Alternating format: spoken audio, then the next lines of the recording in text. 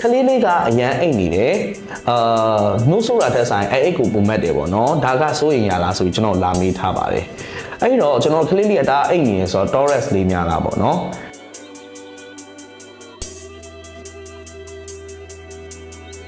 အဲ့တော့မွေးကင်းစကလေးလေးတွေက16နာရီကနေ9:28တယ်ဆိုတာပုံမှန်ဖြစ်ပါတယ်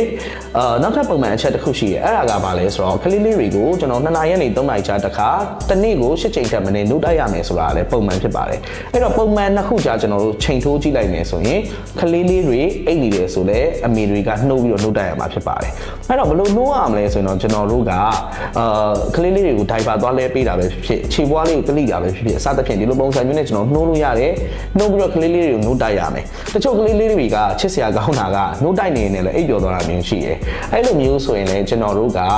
နှုတ်တစ်ဖက်နဲ့တစ်ဖက်ပြောင်းတိုက်တာမျိုးကလေးလေးတွေခြေပွားလေးကလိတာမျိုးပါးလေးကလိတာမျိုးစသဖြင့်ဒီကလေးတွေပြန်ပြီးတော့နှိုးလာအောင် stimulate လုပ်လို့ရတယ်ပေါ့နော်နောက်ထပ်ကလေးလေးတွေရဲ့အာဟာရပိုင်းဆိုင်ရာနဲ့ပတ်သက်ပြီးချိန်ထိုးလို့ရတဲ့အချက်တစ်ချက်တွေလည်းရှိပါတယ်အဲ့ဒါကဘာလဲဆိုတော့ကလေးလေးကကိုယ်လေးချိန်တက်မလာတော့တာ